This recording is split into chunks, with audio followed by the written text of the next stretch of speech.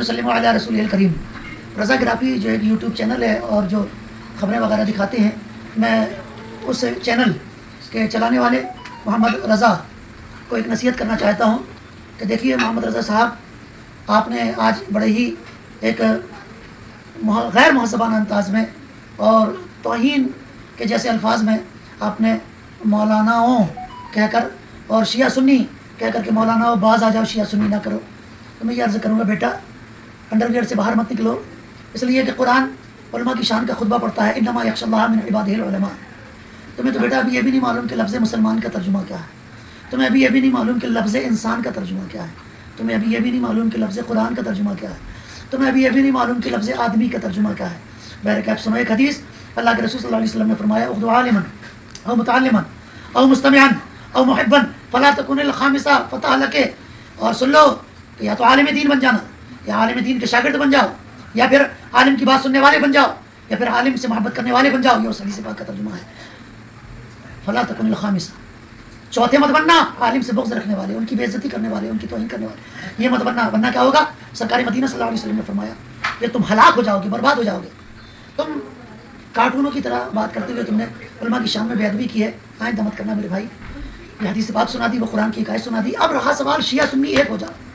تو یہ بتاؤ، اللہ کے رسول صلی اللہ علیہ وسلم کا فرمان ناطق ہے، سچا ہے، اور جو میرے مصطفیٰ نے کہہ دیا وہ قیامت تک ہو کے رہے گا، بلکہ قیامت تک وہی ہوگا جو میرے سرکار نے فرمایا۔ بے شک۔ تو یہ مشکات شریف کی حدیث ہے کہ ستفترق امتی، غور سے سننا محمد رضا، اگر یہ ویڈیو تم تک پہنچے تو غور سے سنو اس کو۔ آقا نے فرمایا، مشکات شریف کی حدیث ہے، پھر اس کی وضاحت میں احیاء العلوم کی ایک اور حدیث سناؤں گا، اور الکامل کی بھی ایک حدیث سناؤں گا جلدی جلدی۔ آقا نے فرمایا ستفترق امتی علی 73 کلہم فی النار الا ملۃ واحدہ، میری امت 73 فرقے ہو جائے گی۔ سرکار نے فرمایا ہو جائے گی تو ہونا ہے بھائی، شیعہ سنی رافضی خارجی بوری اور وہابی دیوبندی سلفی اہل حدیث قادیانی ہونا ہے نا۔ اگر آپ کو کوئی فرق نظر نہیں آتا تو آپ کسی قادیانی سے شادی کر لو، اگر آپ کو کوئی فرق نظر نہیں آتا تو آپ جو ہے کسی رافضی سے شادی کر لو، یا آپ رافضی ہیں تو کسی بھی اہل حدیث سے شادی کر لو، فرق تو بھائی ہے نا۔ قل لا یستوی الخبیث من الطیب، اللہ قرآن میں فرماتا ہے محبوب تو فرما دو کہ خبیث اور نجاست اور پاکیزگی ایک جگہ جمع نہیں ہو سکتے، فرق کرنا پڑے گا۔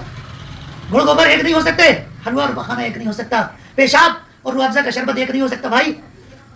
میرے آقا نے فرمایا کلہم فی النار، جو 72 فرقے ہوں گے، میری امت 73 فرقے ہوگی، کلہم فی النار، 72 سب جہنم میں جائیں گے، الا ملۃ واحدہ، ایک جنت میں جائے گا۔ یا رسول اللہ کون؟ تو آقا نے ارشاد فرمایا، کیا ارشاد فرمایا؟ جو میری اور میرے صحابہ، جو میری سنت اور صحابہ کی جماعت کے نقش قدم پر ہوگا، سبحان اللہ سبحان اللہ، جو میری سنت پر ہوگا، صحابہ کی جماعت پر ہوگا، مطلب صحابہ کے طریقے پر ہوگا اور میری طریقے پر ہوگا، اہل سنت و جماعت اس کو کہتے ہیں، وہ جنت میں جائے گا۔ اسی حدیث کو لے کر احیاء العلوم کی دوسری جلد میں حضرت مولا علی کوفے کی جامع مسجد میں جمعے کا خطبہ بیان کر رہے تھے، تو جمعے کا بیان کرتے کرتے حضرت مولا علی سے وہی سامنے بیٹھے ہوئے شیعہ ہی تھے، انہوں نے پوچھ لیا کہ بتائیں اس حدیث کا معنی کیا ہے کہ 72 جہنم میں جائیں گے، ایک وہ کون سا ہے جو جنت میں جائے گا؟ سامنے جو سن رہے تھے وہ شیعہ تھے، حضرت مولا علی دل رکھنے ہی کو کہتے تھے، مگر فرمایا نہیں، اگر تمہارا سوال ہے کہ جنت میں کون جائے گا تو علی کا جواب یہ ہے، ہوا اہل السنت والجماعہ، اہل سنت و جماعت جنت میں جائیں گے۔ سبحان اللہ سبحان اللہ۔ اور امام حسین کے ماننے والے ہو کہ نہیں؟ نالائقی مت کرو، علماء کی توہین مت کیا کرو، تمہارے ویورز زیادہ ہو گئے یا فالوورز سے زیادہ ہو گئے تو گھمنڈ اتراؤ مت میاں، اس لیے کہ چلنے والی تو مطلب ویورز تو فالوورز تو اس کے راوڑ کے بھی زیادہ تھے، نمرود فرعون کے بھی زیادہ تھے، شداد قارون کے بھی زیادہ تھے، ابو لہب ابو جہل کے بھی زیادہ تھے، اور پھر کیا بتائیں دور حاضر میں مودی جی اور یوگی جی بھی کے بھی زیادہ ہیں، اور حشر انقلابی کا ہوگا زمانہ دیکھے گا۔ تو عرض یہ کر رہا تھا کہ محمد رضا بھائی فالوورز کے چکر میں اپنی چڈی سے باہر مت نکلو، اندر ہی رہو میرے بھائی، مرو گے تو کوئی عالمی جنازہ پڑھانے آئے گا ہے، اور جب پیدا ہوئے تھے تو کسی عالمی نے کان میں اذان دی ہوگی ہے نا بھائی، اور نکاح بھی کسی مولوی کو پڑھانا پڑے گا، تو اپنے لگوٹ کے اندر رہو میرے بھائی۔ اللہ سن الکامل کے اندر جلد نمبر 2 صفحہ نمبر خود تلاش کرو، امام حسین نے کربلا کی دھرتی پر کوفیوں یزیدیوں شیعوں سے ارشاد فرمایا تھا کہ اے باغیان مصطفیٰ اور آئے کوفیان پردگاہ، بتاؤ ہمارا قصور کیا ہے نبی کے نواسوں کا؟ 3 دن سے تم نے بھوکا رکھا، پیاسا رکھا، نہ پانی لانے دیتے ہو، نہ کہیں سے کھانے کا سامان لانے دیتے ہو، نہ میرے مریدوں کو مجھے تک لانے دیتے ہو، میرے چاہنے والوں کو، تو وہ میرے لیے کچھ سامان یا کپڑے وغیرہ یا خورد و نوش کا کچھ اہتمام کر سکیں۔ تم نے ہر طرف سے گھیر رکھا ہے، نہ ہم کو کہیں جانے دیتے ہو نہ کسی کو، بتاؤ قصور کیا کیا بھول گئے؟